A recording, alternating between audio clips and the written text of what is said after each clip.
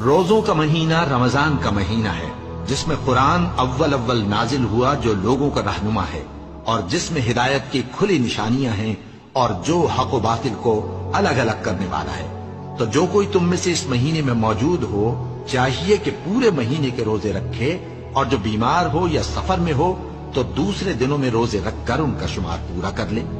اللہ تمہارے حق میں آسانی چاہتا ہے اور سختی نہیں چاہتا، اور یہ آسانی کا حکم اس لیے دیا گیا ہے کہ تم روزوں کا شمار پورا کر لو، اور اس احسان کے بدلے کہ اللہ نے تم کو ہدایت بخشی ہے تم اس کو بزرگی سے یاد کرو اور اس کا شکر کرو۔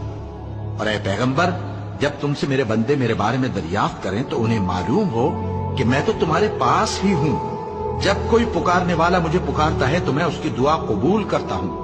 تو ان کو چاہیے کہ میرے حکموں کو مانیں اور مجھ پر ایمان رکھیں تاکہ نیک رستہ پائیں۔